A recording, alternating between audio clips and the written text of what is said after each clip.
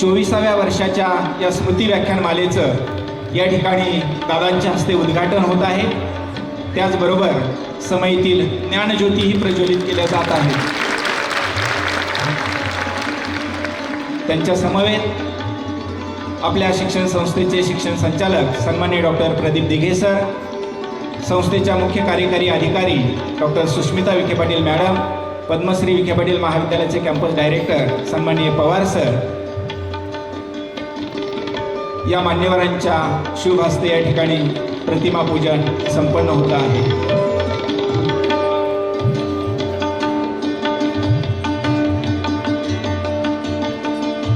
24व्या वर्षाच्या या स्मृती व्याख्यानमालेचं या ठिकाणी उद्घाटन संपन्न होत असताना आम्हाला मनस्वी आनंद होतो आहे। धन्यवाद। विनंती करतो की त्यांनी या व्याख्यानमालेचं पहिलं पुष्प गुंफलं जात असताना उपस्थितांचं स्वागत करत असतानाच आपल्या प्रास्ताविकातून या सभागृहाला दादांची ओळख त्या निमित्ताने त्यांनी करून द्यावी। सन्माननीय Sushmita Vikhe. It's my first time that सुजदादा and I are on the same stage आणि आपण ह्या पद्मश्री डॉक्टर विठ्ठलराव विखे पाटील स्मृती व्याख्यानमाला वर्ष 24 असं पहिलं पुष्प डॉक्टर सुजय राधाकृष्ण विखे पाटील यांचं आहे। ह्यासाठी आपण सगळे जमलेलो आहोत। खरं तर व्याख्यानमाला दरवर्षी होते आणि ह्या वर्षी आपण त्याचा थोडंसं फेस बदललेला आहे। 4 दिवस कंटिन्युअस ठेवण्यापेक्षा every week we will have one person who will come and give व्याख्यान। आणि पहिली सुरुवात हे माझं सजेशन होतं की डॉक्टर सुजय विखे पाटील सरांच्या यांनी व्हावं आणि दादांनी ते ॲक्सेप्ट केलं आणि thank you so much. Secondly we are here because मी काल जसं सगळ्यांनी जे बघितलं इन्व्हिटेशनमध्ये आपण सगळ्यांना सुजयदादा एव्हरीवन हॅज सीन सुजयदादा राजकारणातून खरं सगळ्यांची ओळख झाली दादांची, पण राजकारणापलीकडचे सुजयदादा त्यांचं शालेय शिक्षण असू दे, हॉस्टेल लाईफ असू दे, ते न्यूरोसर्जरीपर्यंतचा जो प्रवास आहे तो त्यांनी आपल्या सगळ्यांना सांगावा, कारण ती बाजूसुद्धा आपल्या नेत्याची आणि आपल्या इन्स्टिट्यूशनमधल्या हेडची आपल्याला माहिती असावी, यासाठी खरं हे व्याख्यान आहे। मी दादांना विनंती करेन की जे खरं खरं आहे ते सगळं सांगावं। जर तुम्ही खरं सांगितलं नाही, तुम्ही नुसतं दादाच नाही तर दादागिरी कशी केली आमच्या सगळ्यांवर हे सुद्धा तुम्ही सांगावं। एक छोटं उदाहरण मी दादांचं देते की दादा शिकायला डेली कॉलेजला होते। आम्ही दर रक्षाबंधनला फक्त इंदोरला जायचो आणि असं स्कूल एज्युकेशन संपलं, कॉलेज लाईफमध्ये तो गेला आणि त्यावेळेस ही वॉज द एल्डेस्ट, अजून एक मध्ये बहीण आणि त्याच्यानंतर मी। सो एका दुकानात आम्ही शॉपिंगला गेलो मलेशियामध्ये आणि आय रिमेंबर बिल $300 झालं। तिघही उभे होतो। यांनी काय केलं, हे माझे 100 आणि तुम्ही दोघं 100 द्या बाहेर या। बिलिंग काउंटरला गेल्यावर मी म्हटलं मी तर एकच शर्ट घेतला, तिने एकच शर्ट घेतला आणि आम्ही पण 100 त्याचा वाटा कसा द्यावा। तर हे त्याचं खरं रूप सुद्धा आहे। But on a serious note also he has been a motivation for me also as a brother. ॲकॅडेमिक्समध्ये कायम ज्यावेळेस डेली कॉलेजला गेलो he was also always use to win 1 or 2 prize there. So त्याबद्दल पण मला त्याचा अभिमान आहे की बाहेर जाऊन सुद्धा हॉस्टेल लाईफमध्ये विदाउट क्राईंग ज्यावेळेस बघायचो, he has always been a motivation for me and all of us here. I won't take much of your time. So दादा be honest today on stage आणि मम्मीची इच्छा आहे तू खरं खरं हे पण सांगावं की तू कधीच हिशोब दिला नाही स्कूल लाईफमध्ये। सगळं खरं ऐकूया आपण आज दादांना, जादा वेळ घेत नाही। Thank you for accepting this and coming here. We all are looking forward to see you. खरं तर मला भीती वाटत होती फेसबुक लाईव्ह न दाखवायची, कारण we can't tell what will talk, पण खूप साऱ्या लोकांचे फोन यायला लागले काल नंतर आणि मला वाटलं आता जागेचा प्रॉब्लेम होईल आणि त्यामुळे आपण फेसबुक लाईव्ह लिंकसुद्धा शेअर केली आहे बऱ्याच ग्रुपमध्ये। So looking forward to hear him. Thank you so much. Thank you. Thank you, ma'am.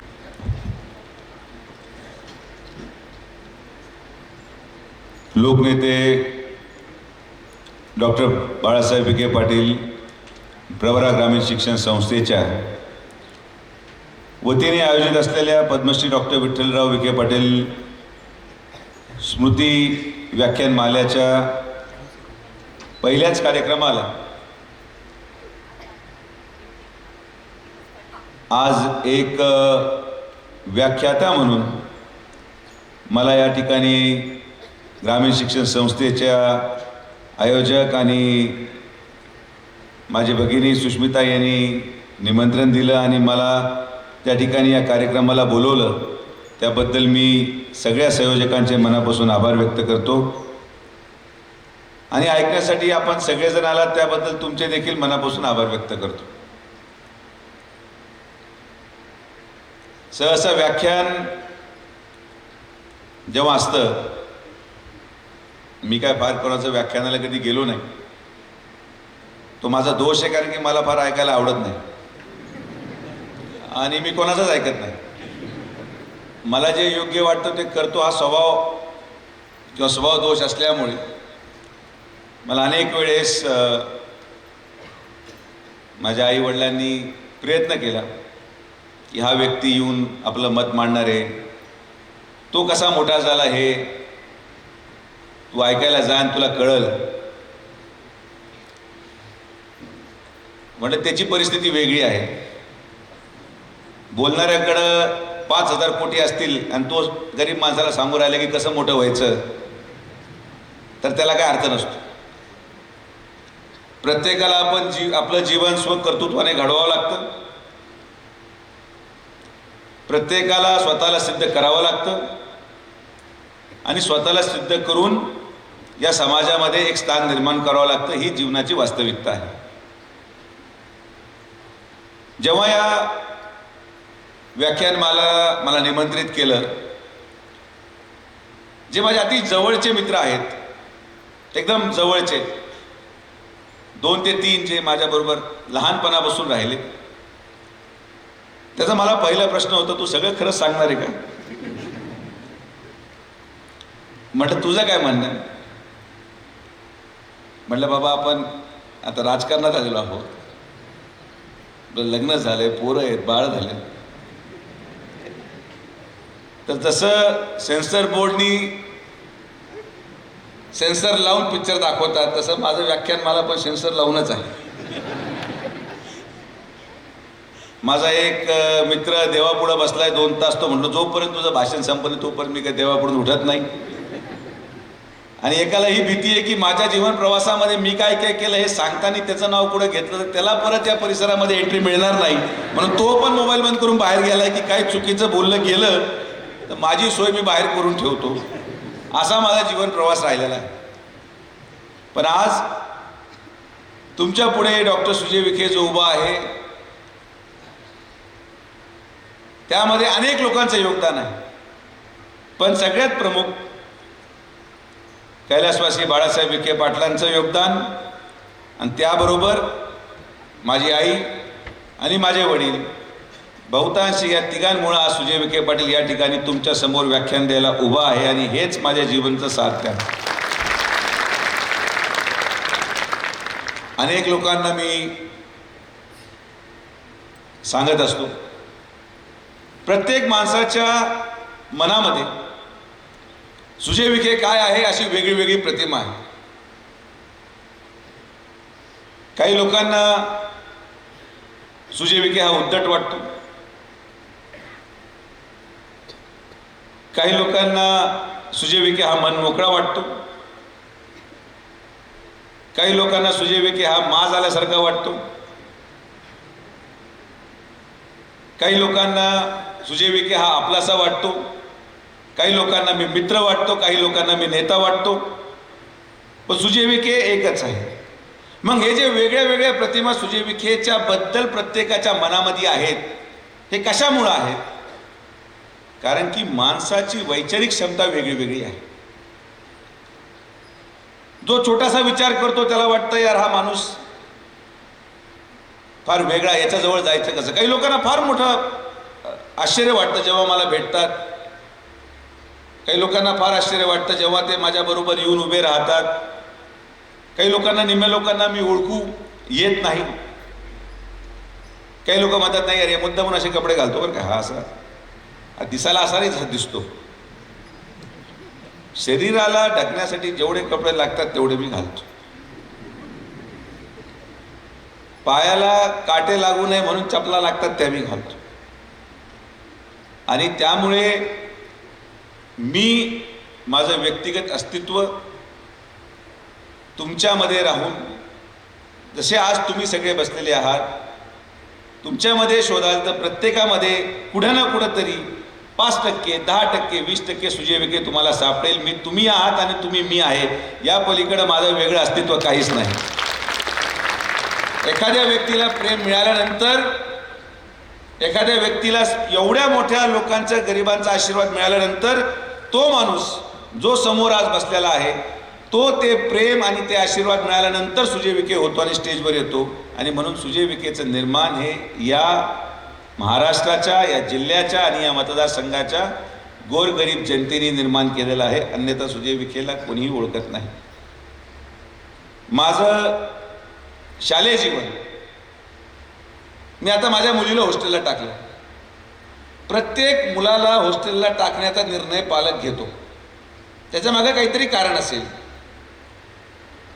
मी कुठल्या कारणामुळं हॉस्टेलला गेलो हे मला माहिती नाही, किंबहुना माझ्या आईवडिलांनी कधी सांगितलं नाही. मी माझ्या मुलीला कधी टाकलं, एका दिवशी तिची ट्युशन चालू होती. ट्युशन चालू असल्यावर एक अँटी चेंबरमध्ये ट्युशन चालू असताना मी दरवाजा उघडला, तर ती मेन खुर्चीवर बसलेली, शिक्षक साईडला बसलेला. म्हटलं आता हिला हॉस्टेल जायचा वेळ आलेला आहे. कदाचित मीही तसं काही केलं असावं, किंबहुना त्यापेक्षा भयानक केलं असेल, की माझ्या आईवडिलांनी ठरवलं की आता हा इथं ठेवण्याच्या पात्रतेचा नाही, याला बाहेर पाठवल्याशिवाय गत्यंतर नाही. आणि त्यामुळे सगळ्यात मोठं धाडस ते केलं ते माझ्या आईनी, की आपल्या घरामधला असलेला एकुलते एक मुलगा आपल्यापासून 1000 किलोमीटर लांब हॉस्टेलला टाकण्याचे धाडस माझ्या आईनी दाखवलं. आणि ते धाडसच आज सुजय विखेला करण्यामध्ये कारणीभूत ठरलं. आणि म्हणून आईचा सगळ्यात मोठा वाटा. आज मी जे सुशिक्षित झालो, आज जे माझं शिक्षण झालं, माझ्या आईचा त्याग, तिच्या मातृत्वाचा त्याग, तिच्या अश्रूचा त्याग, तिच्या भावनेचा त्याग, फक्त एका स्वार्थासाठी की माझा मुलगा हा त्याची ओळख महाराष्ट्रामध्ये एक आमदाराचा मुलगा, एक खासदाराचा नातू किंवा एका जिल्हा परिषद अध्यक्षाचा मुलगा म्हणून नव्हे, पण सुजय विखेला आज सुजय विखे म्हणूनच ओळखतात. याचं सगळ्यात मोठं योगदान शालिनी राधाकृष्ण विखे पाटील. हॉस्टेलला इंदोरला मी 5वीत गेलो. पहिलं PPSला होतो 2 वर्ष. स्वाभाविक आहे की PPSमध्ये असल्यामुळे संस्था ज्यांनी स्थापन केली त्यांचाच मुलगा जेव्हा विद्यार्थी असतो तर शिक्षक थोडेसे कानकूच करतात. कसं मारायचं, कसं बोलायचं. ते मारत होते का नव्हते मला आठवत नाही, पण मी भरपूर लोकांना मारलं. आणि एक मित्र म्हणून आम्ही जेव्हा राहिलो, मला असं वाटतं की इंदोरला जाणं हे माझ्या जीवनातलं सगळ्यात मोठं बदल हा जीवनातला ठरला. आज आपण समाजामध्ये पाहतो एवढे मोठे आपण फलक लावतो रॅगिंगच्या विषयी. Ragging is not allowed. एखाद्या ज्युनियरला बोलून विचारले तुझं नाव काय, तो लगेच तक्रार करतो की वो माझी रॅगिंग झाली म्हणून. मी जे सहन केले ते मी आजपर्यंत कोणाला सांगितलं नाही, पण मी तुम्हाला सांगतो. मी जेव्हा इंदोरला गेलो, महाराष्ट्रातला मी एकमेव मुलगा होतो, एकमेव मराठी असणारा आणि मुळच महाराष्ट्रातून एकमेव. बाकी सगळे लोक बाहेरचे, सगळे मध्य प्रदेशच्या वेगळ्या वेगळ्या भागातून आलेले.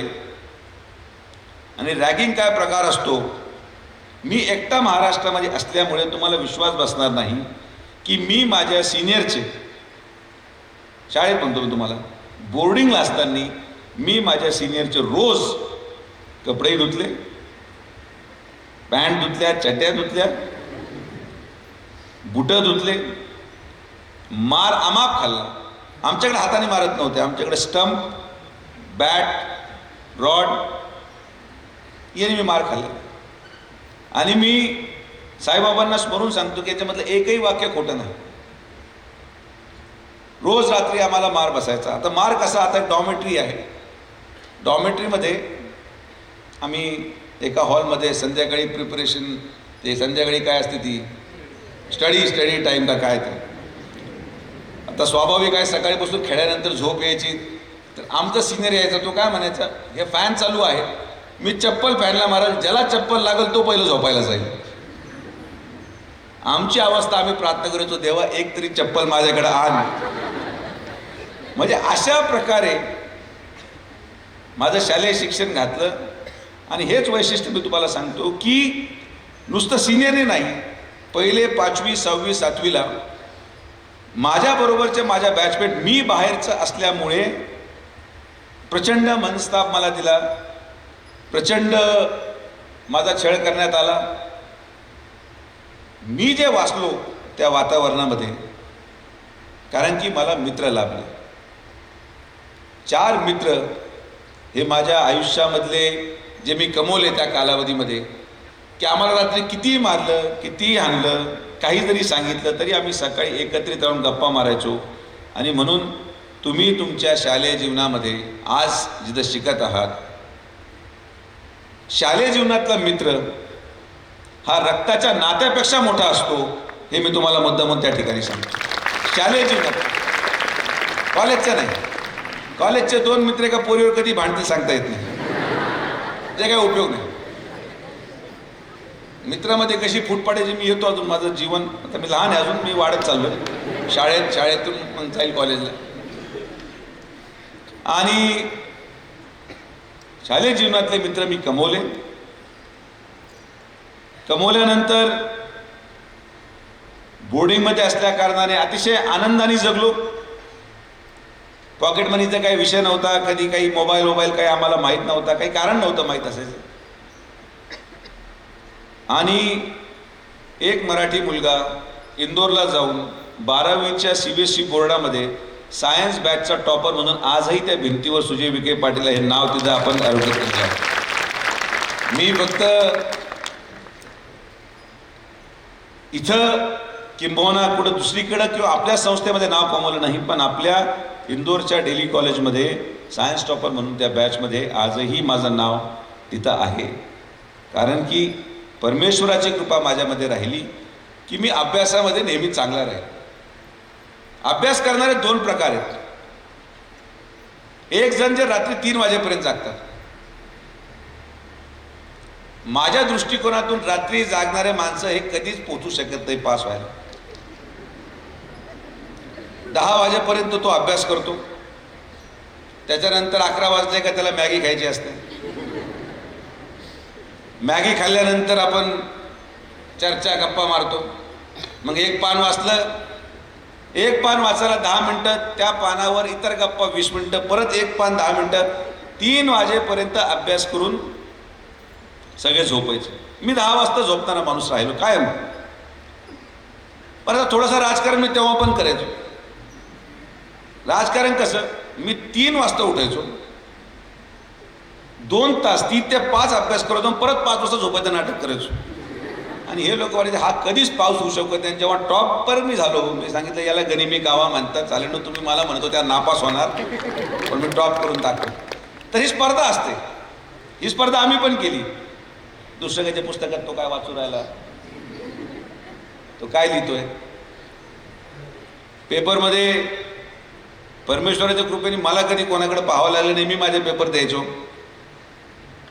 पण माझ्या व्यक्तिगत जीवनाचा अनुभव की रात्री अभ्यास करणारा व्यक्ती हा गप्पा मारण्यात व्यस्त असतो. सकाळी रात्रीचे 5 तास आणि सकाळचा 1 तास. तर सकाळी अभ्यास करून तुम्ही तुमचं जीवन घडवा. ज्याला रात्री जागायची सवय ती जागू नका बाबा. कधी ना कधीतरी लवकर झोपायचा जीवनात प्रसंग येतो. लवकर सवय लावली रात्री लवकर झोपायची तर लग्नानंतर त्रास होत नाही. कारण की जास्त जागा राहून बाहेर काय करू शकत नाही. बायको असली का काही जरी केलं तरी 9 वाजता तुम्हाला, मला ठीक आहे, मला सांगायला होतं मी सभेत आहे, मी इकडे, मी जलण नेमका नाही, मी खरंच बोलतो काय खोटं बोलून पुढे जात नाही. तर काय आपलं काही वेळ जायचे कारण नाही. पण शेवटी जे रोजगार आणि नोकरीदार वर्ग आहे त्या बिचाराला तर 9 वाजता ऑफिस 5 वाजता संपणार, किती ओव्हर टाईम 9 वाजेपर्यंत. तर रात्री घुबडासारखं जागा राहण्यापेक्षा सकाळी उठून अभ्यासाची सवय आजपासून लावली तर तुमच्या जीवनामध्ये यशस्वी संसार तुम्ही करू शकाल, असं माझं व्यक्तिशत. आता या 5वी ते 12वीच्या प्रवासामध्ये अनेक अशा गोष्टी आहेत जे दुर्दैवाने मी तुम्हाला सांगू शकत नाही किंवा सांगणं गरजेचं पण नाही, किंवा सांगितलं तर त्याचा अजून एक हेडलाईन बातम्यामध्ये व्हायला नको म्हणून तो विषय आपण मागं टाकू. मुलांचा मूळ उद्देश काय आहे? आज मी शिक्षकांना आवड असते विचारायची कॉलेजमध्ये स्कूलमध्ये, what you want to become. पोरं एवढे एवढे 14-15, I want to become pilot, doctor, वाटत कशाचं काय. हे टी व्ही पिक्चर शाहरुख खानने पायलटची ॲक्टिंग केली होती, त्याला पायलट व्हायचं. अमिताभ बच्चन, लोक पोरं हुशार असतात. अमिताभ बच्चन डॉक्टर झालं तर डॉक्टर व्हायचं, पण तो कधी कुली झाला तर कधी म्हणलं नाही की मला कुली व्हायचं. प्रत्येकाला असे स्वप्न असतात की मी हे होणार ते होणार. माझं व्यक्तिगत तुम्हाला सांगतो, माझं जीवन यशस्वी यासाठी झालं की मी कधी विचारच नाही केला. माझी 12वी झाली. 12वी झाल्यानंतर MBBS करायचं होतं. MBBS करायला एंट्रन्स द्यायचं, एंट्रन्स देऊन पाहिलं, फार यश मिळालं नाही. बेळगावमध्ये माझ्या आजोबांच्या मैत्रिणी एक तिथं त्यांच्या मित्र होते, त्याची मैत्री होती चांगली. ते आणि प्रभाकर कोरे असे खासदार होते दोघं जोडीने. तर आजोबाचे आणि त्यांची मैत्रीमुळे त्यांनी मला निमंत्रण दिलं की तुम्ही ॲडमिशन घ्या. आता बेळगाव कर्नाटकमध्ये. मी एकदाच गेलो. गेल्यानंतर पाहिलं या झालं हे तर अवघडच. म्हणजे मी नॉर्थ इंडियामध्ये होतो, आता साऊथ इंडियाला आलो. तो माझ्याशी कन्नडमध्ये बोलतोय, मला ते उमजाना काय बोलू राहिले. म्हटलं याच्यावर राहायचं कसं आहे, बडा अवघड कष्टाचं काम आहे. नॉर्थ इंडिया तरी आपण हिंदी बोलून काढू, पण ॲडमिशन मिळत होती. मला वर्ष वाया घालायचा होता. म्हटलं बेळगाव, तो बेळगाव चला. बेळगावला शिक्षण सुरू. बेळगावला शिक्षण सुरू करताना मग पहिल्यांदा आयुष्यात हा प्रसंग आला की मला बाहेर राहायची संधी मिळाली. कॉलेजमध्ये जेव्हा आपण वाटतो आपल्याला फार आनंद वाटतो, आपण आता मोकळं झालो. बोर्डिंगमध्ये कधी बाहेर जायची सवय नाही, एक नवं जग पाहायला मिळायचं. पण तेव्हा माझे वडील मला महिन्याला काहीतरी 5,000 रुपये द्यायचे. आता 5,000 रुपये मी आता काय देऊ राहिलो मला माझं माहिती, पण त्या काळात 5,000 आपला खर्चच भागत नव्हतं. माझ्यावर परमेश्वर प्रसन्न झाला जेव्हा माझ्या बहिणीने देखील बेळगावमध्ये MBBS ॲडमिशन घेतली. म्हणजे तिला जास्त पैसे मिळायचे, ती बिचारी काहीच खर्च करत नव्हती आणि दर महिन्याला तिची पॉकेटमनी मला द्यायची. जेव्हा ते 5चे 15 झाले तेव्हा मी खरं जगायला लागलो. तोपर्यंत माझं काही खरं नव्हतं. माझी बहीण सुप्रिया ही फार साधी आणि फार भोळी होती. कॉलेज, घर, तिच्या अकाउंटमधून पैसे हलतच नव्हते. असे पैसे ठेवून काय कामाचे जे कोणाच्याच कामाचे नाही, ही भावना माझ्या मनामध्ये होते. म्हटलं हा पैसा कोणासाठी आहे? तुझ्यासाठी पाठवला, पण हा पैसा पडू पडू खराब होईल. म्हटलं तू मला दे. आणि मग ते असले पण कॉलेजमध्ये आल्यावर अनेक खर्च वाढतात.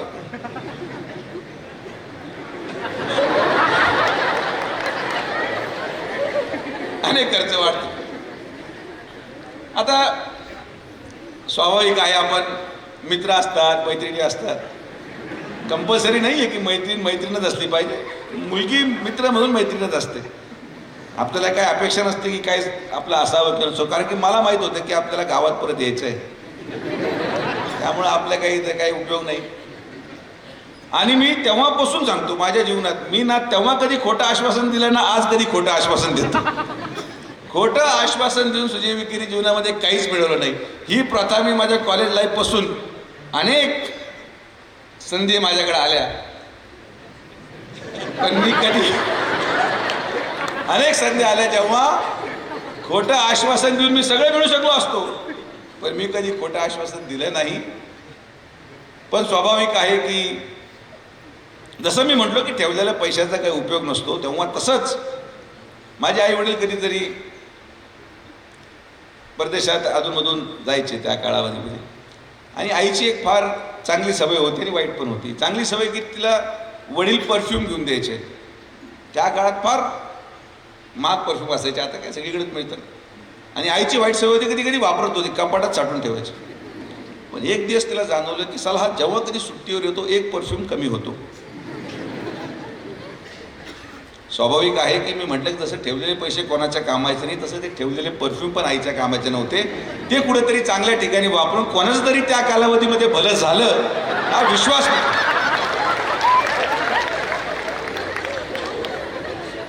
एक दिवस तिने मला पकडलं ही घेऊन जाताना. मी जेव्हा जायचो तुम्ही प्रयत्न करताना प्रयत्न लक्षात घ्या. आता आपल्याला राजकारणात यायचं तर माणूस काय म्हणतो, मी सरपंचासाठी पण प्रयत्न करणार, जिल्हा परिषदेला पण, पंचायत समिती, कुठंतरी तर नंबर लागेल राजकारणात.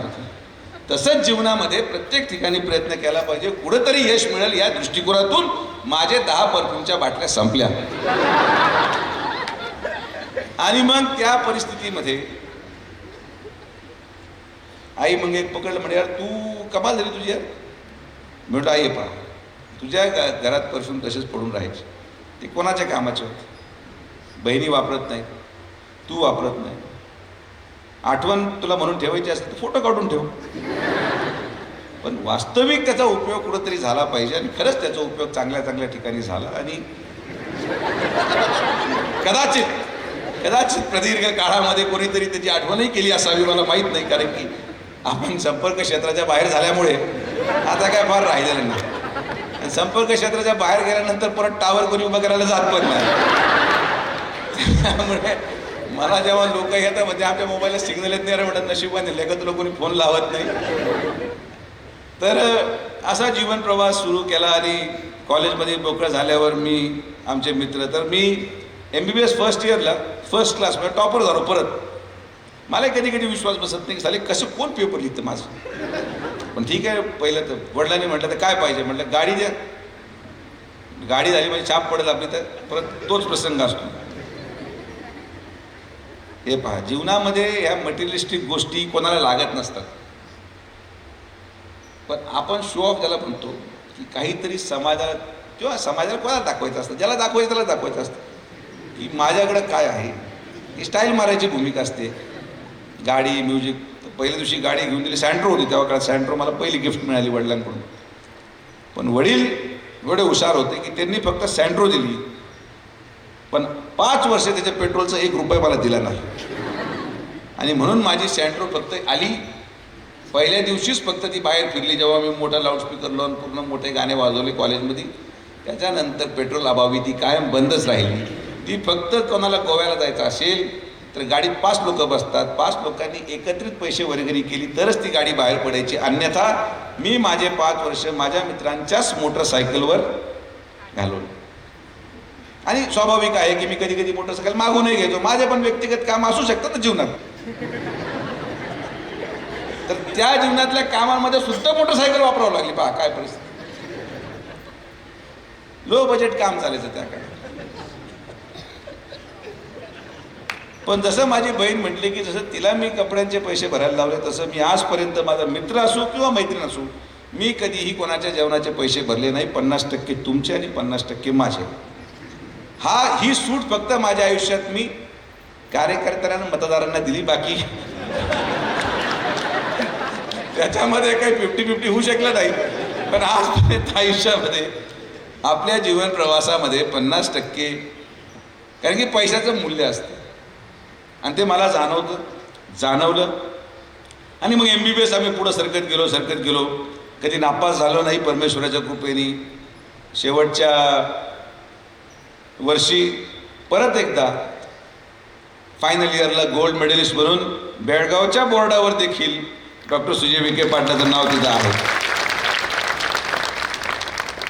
आता आमच्याकडे ग्रुप होते.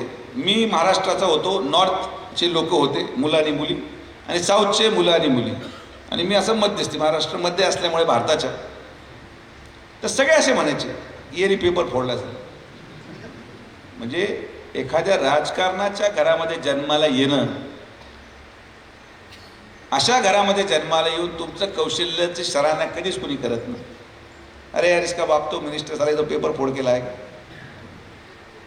पण आपण कधी काही पेपर फोडलाही नाही आणि कधी त्या धंद्यात केले. जे येतं ते लिहिलं आणि लिहिल्यावर म्हणजे एक तर मला फार कळत होतं किंवा ज्यांनी माझे पेपर तपासले त्याला काही कळत नव्हतं. अशा 2च प्रसंग असू शकतात ज्यामुळं मला एवढं यश त्या ठिकाणी मिळालं. मग आता MBBS संपलं.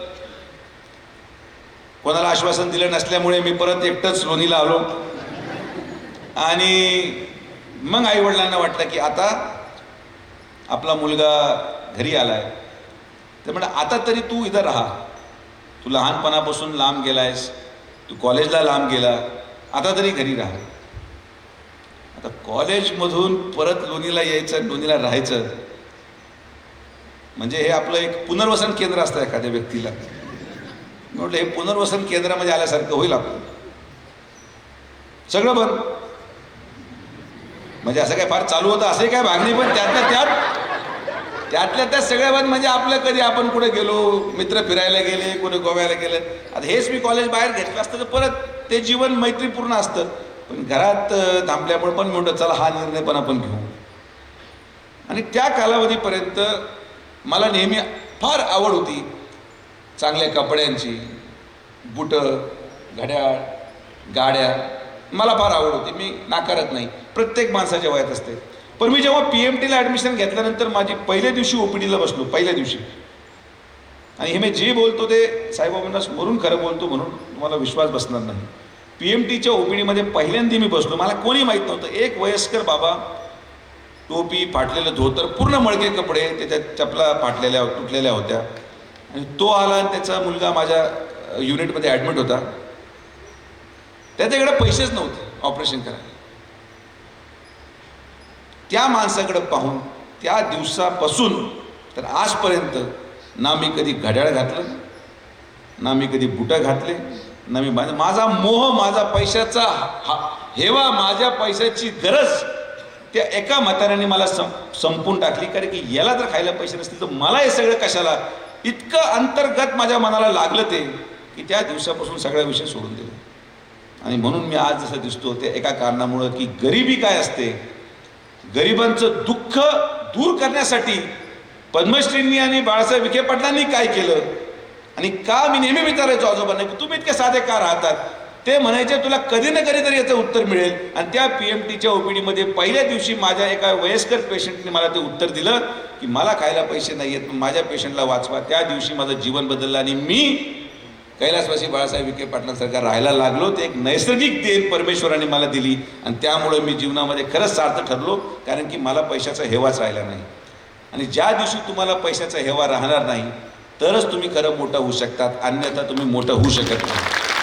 पैसे येतात जातात, पैशा वाजून काय अडलेलं नाही, कोणाचंच अडलेलं नाही. पैसे गरजेचे पण आहेत, पण किती याला मर्यादा, भूक किती आहे याला मर्यादा.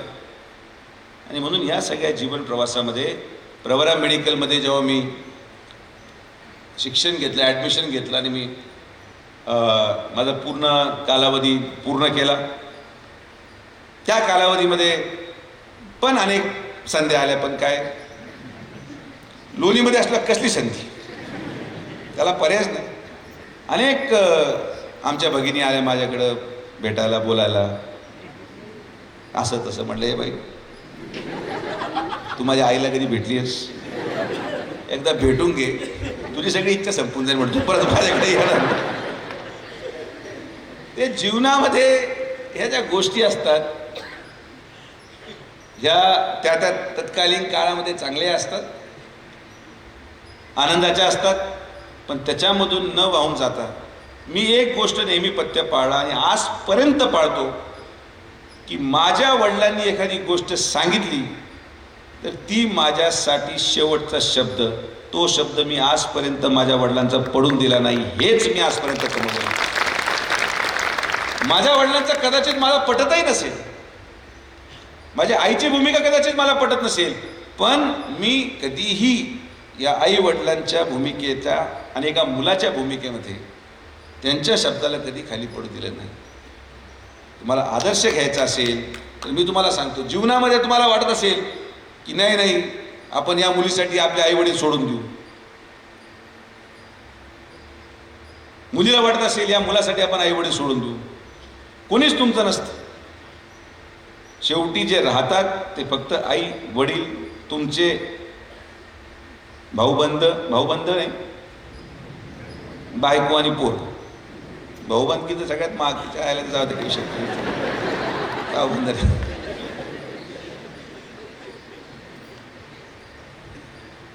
MBBS MG संपलं, मग MCS न्यूरोसर्जरी. सांगायचं तात्पर्य की जेव्हा मी 12वी संपवलं कधी डॉक्टर व्हायचा विचार केला नाही. मी परत त्या मूळ मुद्द्यावर होतो की जेव्हा आपण एखाद्या विद्यार्थ्याला विचारतो तुला काय व्हायचंय, मी कधीच म्हटलो नाही. मी म्हणतो माझे वडील जे म्हणतील ते व्हायचे. ते म्हणून डॉक्टर हो, MBBSला ॲडमिशन. MBBS संपलं, मला मेडिसिन करायचं होतं. ते म्हटलं तू सर्जन झाला पाहिजे, सर्जरी ॲडमिशन. सर्जन झालो. सर्जन झाल्यानंतर मग जेव्हा माझं MS जनरल सर्जरी पूर्ण झालं, मी परत आलो. इथंच होतो म्हणून मी इथंच राहिलो. आणि मी म्हटलो आता मला निदान काहीतरी राजकीय जबाबदारी द्या. ते म्हटले नाही, तू अजून पुढे शिक. अरे म्हटलं तर अवघडच होतं, किती शिकावं माणसाने. पण ॲडमिशन घ्यायला गेलो. मला न्यूरोलॉजिस्ट व्हायचं होतं. तो म्हटला फक्त न्यूरो सर्जरी अवेलेबल आहे. म्हटलं देऊन टाक. मी एक गोष्ट आवर्जून सांगतो की जीवनामध्ये हट्टीपणा कधी ठेवू नये. तुम्हाला एखादं लक्ष्य पाहिजे असेल, पण त्या लक्ष्य पूर्ण करत असताना दुसरी गोष्ट मिळत असेल तर दुसरी गोष्ट आपल्या पदरात, जे गोष्ट मिळते ती पदरात पाडून घ्यायची. मला सरपंचच व्हायचंय, उपसरपंच मिळतं घेऊन टाका, दोन्ही उगतात. पण हे फक्त पदांपुरतं मर्यादित आहे बघा. बाकी जीवनामध्ये याचे एक्सपेरिमेंट करू नका की ही नाही तर ही पण चालेल असं नाही.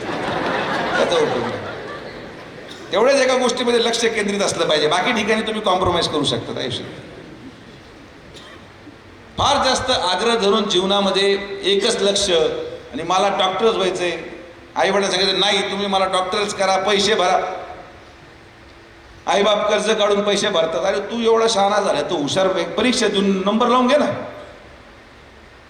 तुला कशाला आईबापाची गरज पडते. एक तर स्वतः कर्तृत्ववान व्हा की जे तुम्हाला पाहिजे ते तुमच्या कष्टाने परीक्षा देऊन मिळवा. नाही तर मग तुम्ही मूर्ख असाल तर आई वडील जे म्हणतील ते करा. मग नांगर चालवायला सांगितलं तरी नांगर चालवायचं, कारण की तुम्ही त्याच पात्रतेचे आहात. पण मी पात्रतेचा नाही आणि मी माझ्या आई वडिलांवर आर्थिक बोजा टाकून शिक्षण घ्यायला जातो आणि तिकडं ऐश करतो. याच्या इतकं मोठं पाप जगात कुठलंच नाही. हे पाप मी कधी केलं नाही. जे जे शक्य झालं ते निस्वार्थ भावनेने केलं. कधी प्लॅनही केलं नव्हतं जीवनात न्यूरोसर्जन होईल. मला खरंच न्यूरोसर्जरी सगळ्यात भीती वाटायची. मेंदूमध्ये एवढे कनेक्शन आहेत. हृदयाचं तरी कळतं रे, डोक्याचं काय. पण अभ्यास करून आपण तिथून बाहेर पडलो, शिक्षण झालं. मग राजकारणात यायची संधी मिळाली. खासदारही केलं लोकांनी. खासदार केल्यानंतर परत केलं पण आणि पाडलं पण. लोक काय शेवटी जनतेच्या मनामध्ये काय कोणी सांगू शकत नाही. अनेक लोक जीवनामध्ये 10वी 12वीला माणसं नापास झाले तर आत्महत्या करतात. एखादा पेपरमध्ये नापास झाला आत्महत्या करतात. मी खासदारकीला पडल्यावर काय केलं पाहिजे, मी किती दुःखात असलं पाहिजे, मी किती वेदनामध्ये असलं पाहिजे. मी परत कामाला लागलो.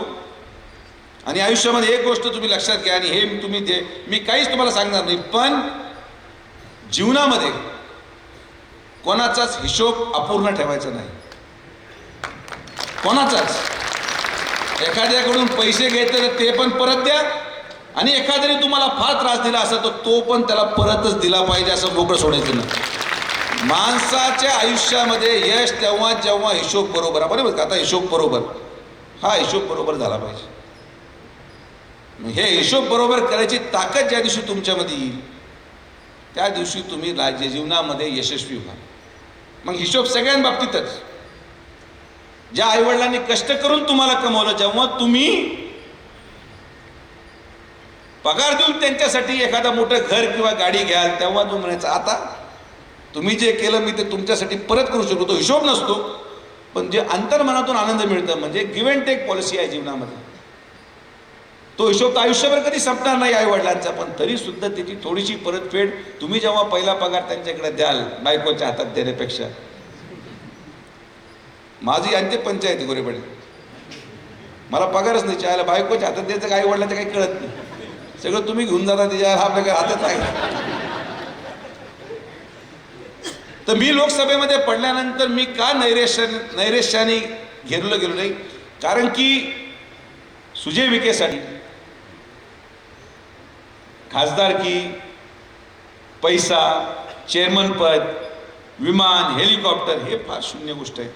मी सुजय विखे तोपर्यंतच जर माझ्या कृतीतून एक जरी माणसाचं कुटुंब चाललं तर त्या पदापेक्षा दुसरं मोठं पद कुठलंच नाही. हेच आपलं जीवन आहे आणि याच जीवनाला सार्थ करण्यासाठी मी प्रयत्न करतो. मी अंतर्मनातून काम केलं आणि म्हणून परमेश्वर हा नेहमी माझ्या पाठीशी उभा राहिला. 3 महिन्यामध्ये मला परत एक पुनर्जीवनाची संधी मिळाली आणि आज या संधीचं सोनं करत आज एवढे मुलं या शिक्षण संस्थेमध्ये शिक्षण घेतात, मुली शिकू राहिल्यात, मुलं शिकतायत. यांना उद्या त्यांच्या पायावर उभं करण्याची जबाबदारी देखील आपली आहे. या भावनेतून आपण या ग्रामीण शिक्षण संस्थेला स्थापन केलं.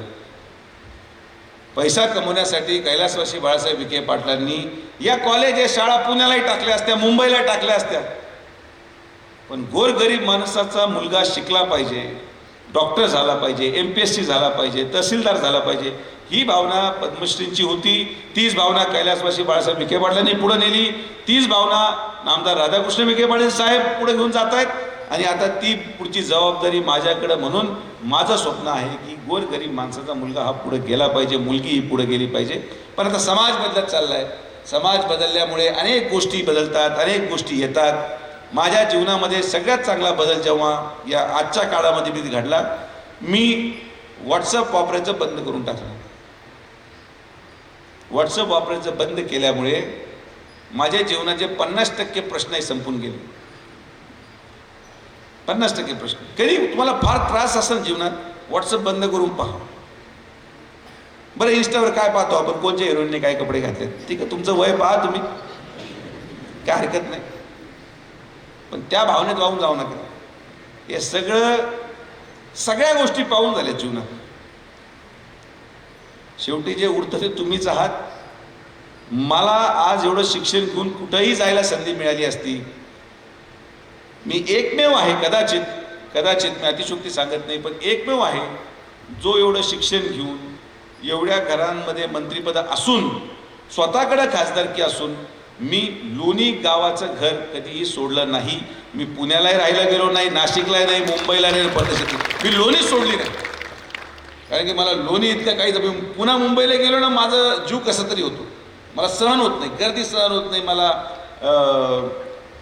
तिथलं वातावरण सहन होत नाही, तिथलं शॉप सहन होत नाही. शेवटी मलाही कमीपणा वाटतो की यार, मी एका मागच्या महिन्यामध्येच एका रेस्टॉरंटमध्ये चाललो होतो, एकटाच होतो. ती म्हणजे साहेब तुम्ही चपला घातल्यात त्यामुळे तुम्हाला आतमध्ये येऊन देऊ शकत नाही. तिला कोण नाव सांगत बसणार. गेलो, खाजगी विमान घेतलं, नाशिकला पोहोचलो, नाशिकला जेवलो, काय फरक पडत नाही.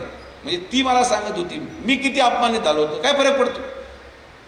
ज्या दिवशी तुम्ही स्वतःला फार मोठं समजायला लागाल त्या दिवशी तुमचं आयुष्य समजा. कोण आहे मी कोणीच नाही.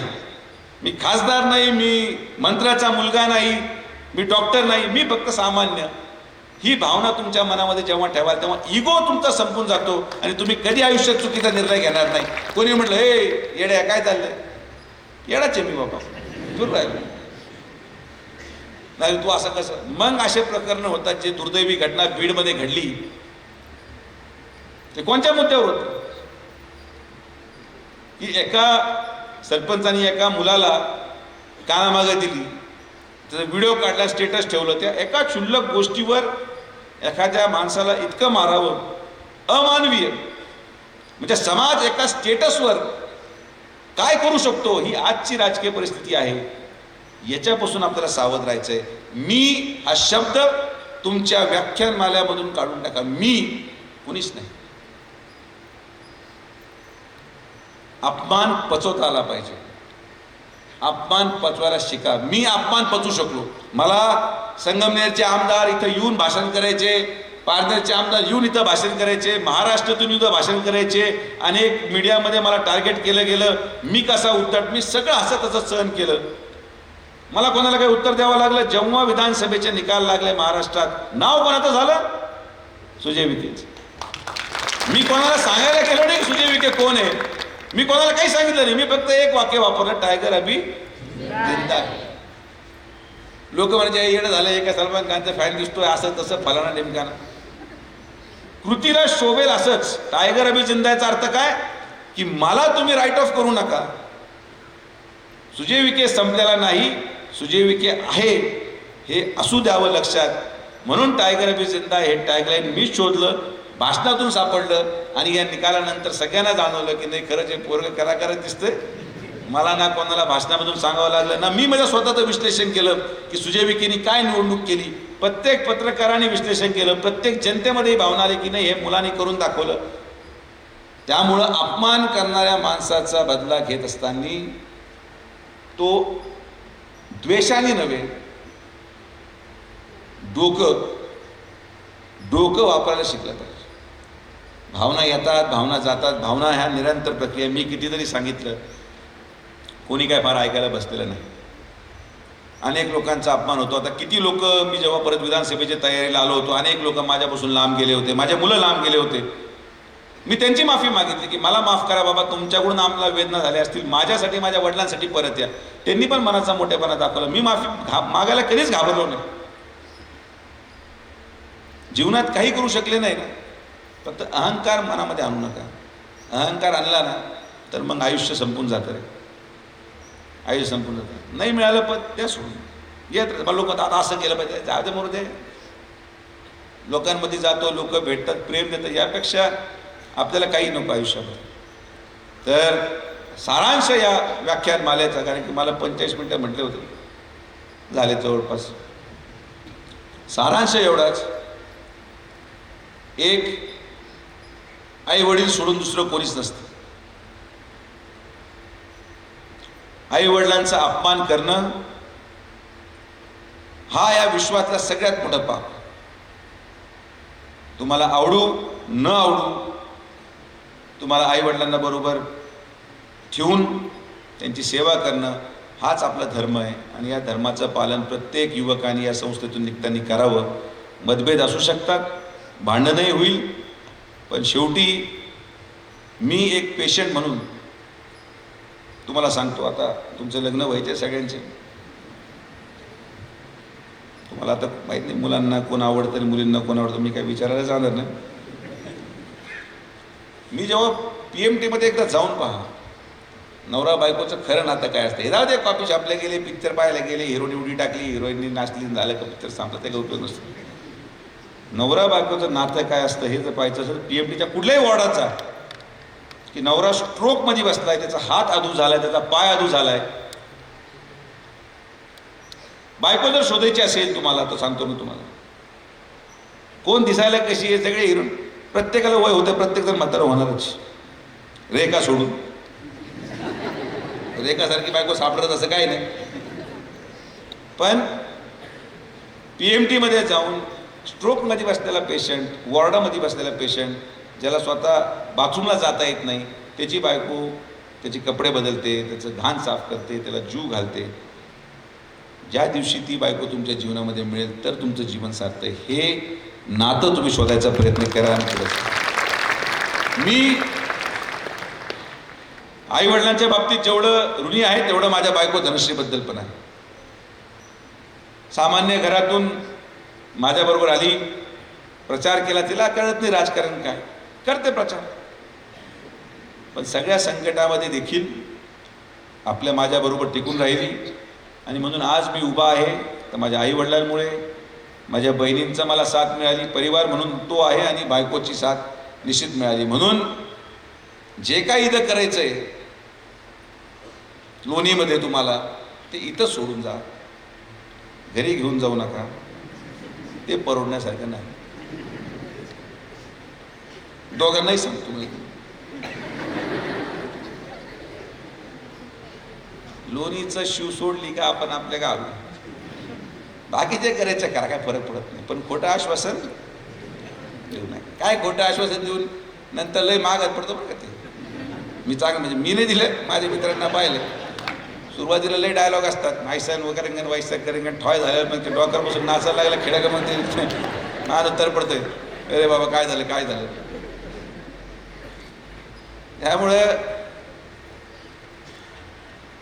आपण जेव्हा एखाद्या व्यक्तीकडे पाहतो, निवड करताना, जेव्हा तुम्ही मुलगी पाहायला जाल किंवा तुम्ही मुलं पाहायला जाल, तो कसा दिसतो, काय आहे त्याच्याकडे, हे सगळ्या सेकंडरी गोष्टी आहेत.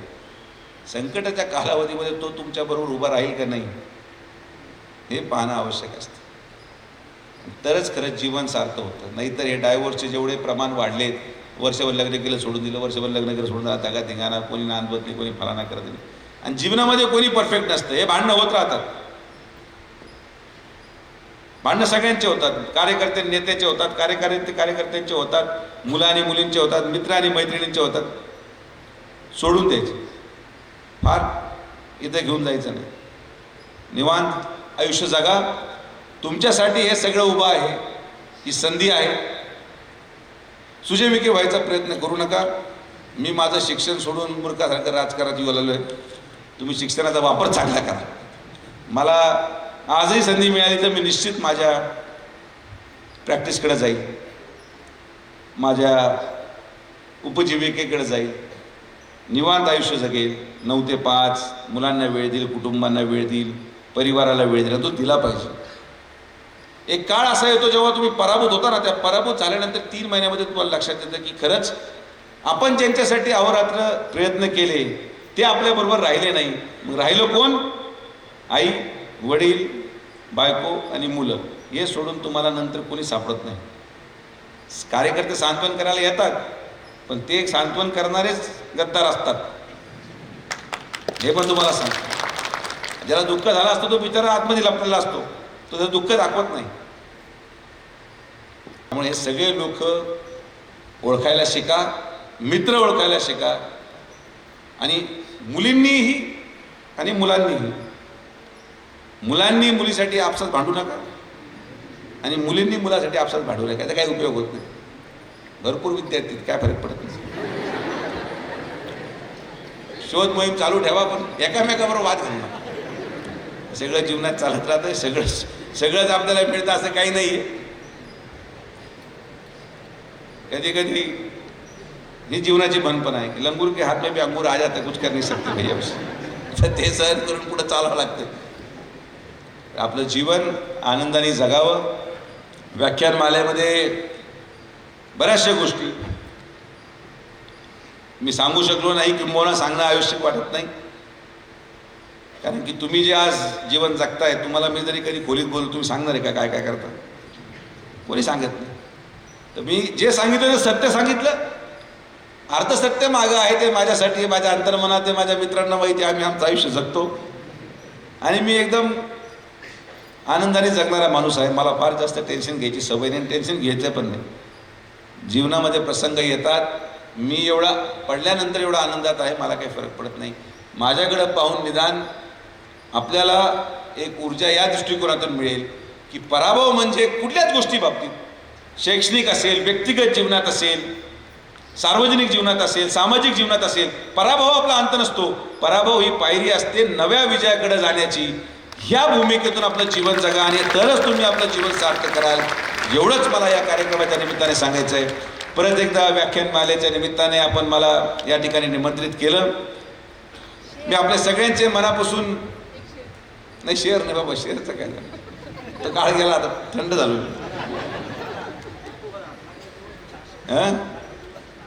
लग्नाची गोष्ट सांगू, ते आता पुढच्या वर्षी पुष्प दुसरे. लग्न ही निरंतर प्रक्रिया आहे, रोज बदलत असते. त्यामुळं त्याला वेळ देऊन हळूहळू आनंदात आहे. मी हसू राहिलो, काही त्रास आहे का मला? लग्नाची गोष्ट कधी सार्वजनिक करायची नसते. त्याचा आनंद आणि त्याचं दुःख हे त्याच व्यक्तीला माहीत असतं जो त्याच्यामध्ये जगतो.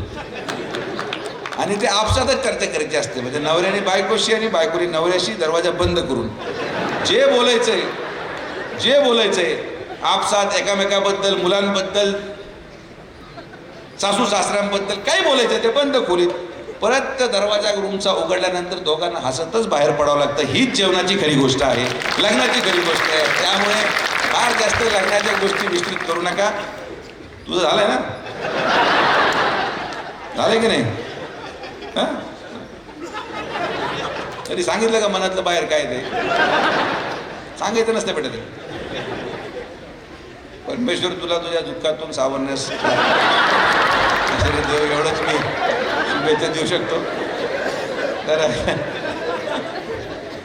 सगळेजण आलात, सगळ्यांचे मनापासून आभार. माझ्या बाबतीत तसं नाही बरं का, मी फार आनंदात आहे माझ्या बायकोबरोबर, आणि माझ्या बायको इतका आनंद माझ्या जीवनामध्ये मला कोणीच दिला नाही. मी फार खुश आहे. त्यामुळं नाही, टाळ्या वाजवू शकता, वाजवायच्या वाजवा.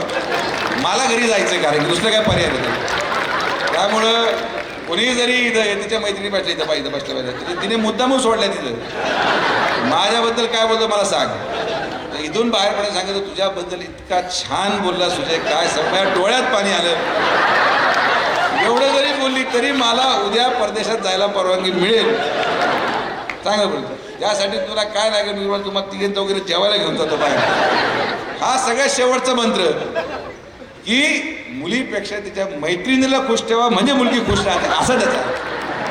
हे हळूहळू कान मंत्र मी देत झाला तर मी जास्त वाहून गेलो तर फार अडचण होती. त्यामुळे जसं मुलांमध्ये असतं आपण एकामेकाला कशी काय, हा सगळ्यात मोठं दुर्भाग्य आहे जगात की आपण मग ते लहानपणापासून बरं का सांगा की पुढाऱ्याला कोण पिन मारतं, त्याचे 4 कार्यकर्ते. पाहिलं का ते कसा दादा कसा बोलतो तुला. मग आपल्याला यावेळेस निवडणूक लढवायची बरं का, अध्यक्षच व्हायचं आहे काही करून. एका माणसाला 4 लोक. तसं लग्न पाहायला मुलगी पाहायला गेलं त्याच्याबरोबर 4 मित्र. जसं इंदुरीकर महाराज आहे कीर्तनमध्ये, तो स्वतः निर्णय नाही घेत, तो मित्राला तू कशी दिसते भारी का नाही, चायला ते कामाला तुला लग्न करायचं आणि मित्राला विचारून भारी का नाही. बायको दुःखी, बायकोने एखादी नवऱ्याबद्दल तक्रार केली, अरे तो रोज फोनवर असतो, तर लगेच 2 मैत्रिणी येतात. ते असं तसं नसेल. दुसऱ्या मुलीचा मेसेज तू मोबाईल पाहायचा बरं का वारंवार, ते हातातून सोडू नको. हे सल्लागार आहेत मुलींचे पण. हे सल्लागारांनी हे देशाचंही वाटोळं केलंय, महाराष्ट्राचंही केलंय. आणि सल्लागार आणि बदल ठेवू नका. मी कधी सल्लागार ठेवत नाही, म्हणून मी म्हणतो ना मी कोणाचंच ऐकत नाही. जे करायचं मीच करणार. माझं चुकलं तर मी उद्या रात्री झोपता म्हणू शकतो नाही यार माझी चूक होती, मी कोणाला दोषी देणार नाही. त्यामुळं जीवनाचं शेवटचं व्याख्यान मला सारखं, कृपया करून सल्लागार ठेवू नका. तुम्ही स्वतःच्या मनाचंच ऐका, जे योग्य वाटेल तेच करा. कोणाच्या सल्ल्याने आपलं जीवन जगू नका. लोक काड्या लावून मजा पाहण्यासाठीच असतात, हे कधीच तुम्हाला योग्य सल्ला देऊ शकत नाहीत. आणि म्हणून आपल्या जीवनाचं सार्थ स्वतःच्या कष्टाने स्वतःला जे वाटेल ते करा. कारण की तुम्ही जर तुम्हाला तुमच्यावर विश्वास नसेल तर मग शेजारचा तुम्हाला काय सल्ला देऊ शकतो. त्याचं वाटोळं झालं, तो संध्याकाळची सोय पाहू राहिला. जे लोक मित्र तुमचे वाढदिवस साजरा करतात, बर्थडे पार्टी करेंगे, बर्थडे पार्टी करेंगे, त्याला का तुमचा वाढदिवस झाला म्हणून आनंद आहे? त्याला काय फुकटचं जेवायला दारू भेटू राहिले, चला चला चलो चलो भैया चलो चलो, मोटरसायकल पार्टी पाहिजे पार्टी. काय वाक्य असतं वाढदिवसाला पहिलं? पार्टी कुठे? फुकट जेवण कोणाला सुटलंय जगात? म्हणून मी काल म्हटलो की फुकट जेवण बंद करा, पैसे घेतात. त्याच्यावर मीडियाने बातमी करून टाकले, कमाल झाली. हे सगळं एक बबल आहे. या बबलमधून बाहेर निघा. कोणी तुम्हाला म्हणत असेल तुम्ही दिसायला फार चांगले आहात, तर कृपया करून समोरच्या माणसाला सांगा तुझे डोळे तपासून ये. प्रत्येकाला वाटतं नाही हिरो मी, आपण आरशात पाहतो कसं दिसतं, काय चष्मा गॉगल हे ते फलाना निमकाना सगळे सारखे असतात. प्रत्येकाला तुमच्याकडून आयदर ऑर काहीतरी स्वार्थ असल्याशिवाय तारीफ कोणीच करत नाही. जग हे स्वार्थावर चालतं. स्वार्थी लोकांपासून लांब राहा. जो तुमच्या चुका सांगतो त्यालाच फक्त गाडीत ठेवा. जो तुमच्या चुका आढळून आणतो त्यालाच फक्त जवळ ठेवा. जो हे म्हणतो नाही तुझं हे चुकतंय, हे तू करायला नको होतंस, तू हे चुकतोय, तू हे चुकलंय, तू हे चुकीचं करतोय, तुझं हे योग्य नाही, तुझं हे वागणं बरोबर नाही, तू हे बंद कर, हा बोलणारा माणूसच तुमचा खरा मित्र. अन्यथा दुसरा कोणीही तुमचा मित्र नसतो. नाही तर मला तारीफ करणारे प्रचंड आहेत.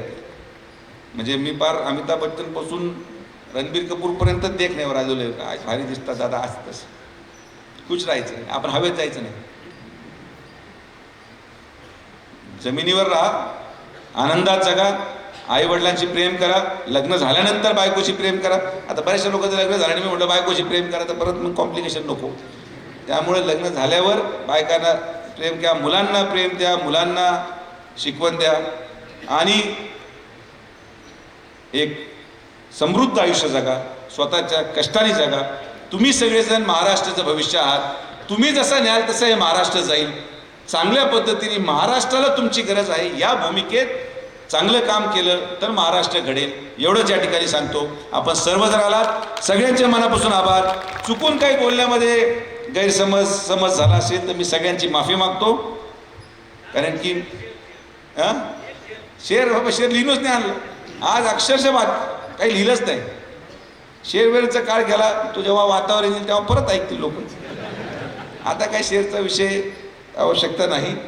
पण आपण सगळे या कार्यक्रमासाठी आल्याबद्दल सगळ्यांच्या मनापासून आभार. मला माहीत नाही तुम्हाला काय अपेक्षित होतं पण जे मी सांगू शकलो की माझ्या जीवनामध्ये जे मी केलं अजून तर प्रचंड आहे. 1% असेल जे मी तुम्हाला सांगितलं पण या 1%मध्ये सारांश करायचा मी माझा प्रयत्न केला. परत एकदा या व्याख्यानाच्या निमित्ताने मी पद्मश्रींच्या आणि कैलासवासी बाळासाहेब विखे पाटलांच्या स्मृतीस अभिवादन करतो. माझ्या आजी सिंधुताई विखे पाटील यांच्या स्मृतीस अभिवादन करतो. कारण की सिंधुताई विखे पाटील नसती तर बाळासाहेब विखे पाटील पण घडला नसता. आणि हे महिलेचं योगदान कधीच ओळखलं जात नाही. पण मी माझ्या जवळून पाहिलं आहे की जर सिंधू विखे पाटील नसती तर बाळासाहेब विखे पाटील पण नसते. जर शालिनी विखे नसती तर राधाकृष्ण विखे पण नसते. आणि भविष्यात जर धनश्री नसेल तर सुजय विखे पाटील नसणार. हा विषय महिलेचं योगदान पुरुषांच्या जीवनामध्ये अनमोल असतं. वर नेण्यामध्ये पण खाली नेण्यामध्ये पण तुम्ही कोण निवडतात. वर म्हणजे जीवनात वर, खाली गेलं तर वरच आहे पण तिथं काय पर्याय नाही. तर या सगळ्यांच्या स्मृतीचं अभिवादन करून माझ्या व्याख्यानमालेला पूर्णविराम देतो. आपल्या सगळ्यांचं प्रेम आशीर्वाद असंच आपण कायम ठेवाल हा विश्वास व्यक्त करतो. थांबतो. जय हिंद, जय महाराष्ट्र, जय श्रीराम. धन्यवाद दादा.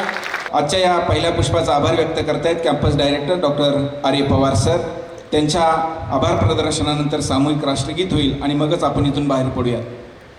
सहकार महर्षी पद्मश्री डॉक्टर विठ्ठलराव विखे पाटील स्मृती व्याख्यानमाला वर्ष 24वे या व्याख्यानमालेचं पहिलं पुष्प गुंफण्यासाठी युवकांच्या गळ्यातील ताई आणि युवकांचे आशास्थान, युवकांचे आयकॉन डॉक्टर सुजय राधाकृष्ण विखे पाटील यांनी माझी जडणघडण या विषयावर आपलं मनोगत या ठिकाणी व्यक्त केलं. आपल्या जीवनाचे विविध पैलू त्यांच्या शैलीमध्ये आपल्यापुढे विशद केले. हे नक्कीच आपल्या सर्वांना प्रेरणादायी ठरतील. साहेब, आपण या ठिकाणी आलात याबद्दल मी आपले हार्दिक आभार व्यक्त करतो.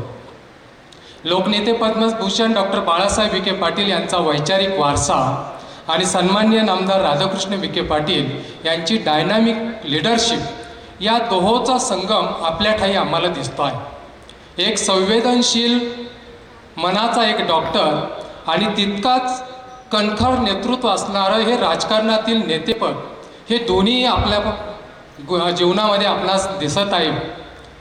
जीवनामध्ये अनेक क्षण असे येतात की ज्यामधून माणूस हा खचून जातो. असं आपण म्हणताना म्हटला की अपयशाने खचून जायचं नसतं, तर अपयश का आलं यातून एक शिकवण घ्यायची असते आणि याच अपयशाला पायरी करून पुन्हा एकदा फिनिक्स पक्षासारखी उंच भरारी आपल्याला घ्यायची असते आणि जीवनामध्ये यशस्वी व्हायचं असतं. परंतु जीवनामध्ये यशस्वी व्हायचं असेल तर आपल्याजवळ असणारा मीपणा आणि आपल्याजवळ असणारा अहंकार जर आपण बाजूला ठेवला तर आपलं जीवन हे यशस्वी झाल्याशिवाय जाणार नाही. हा एक मौलिक विचार आपण आजच्या या व्याख्यानातून आपण दिला.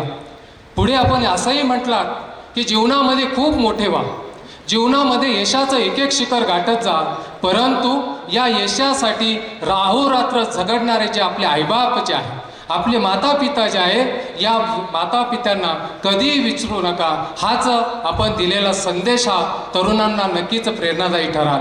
आपण या ठिकाणी आलात, आपले मनोगत अतिशय दिलदारपणे मनमोकळेपणे या मुलांपुढे या सभागृहामध्ये एकत्र जमलेल्या श्रोत्यांपुढे आपण विशद केलं. याबद्दल मी पुन्हा एकदा संयोजन समितीच्या वतीनं आपला हार्दिक आभार व्यक्त करतो.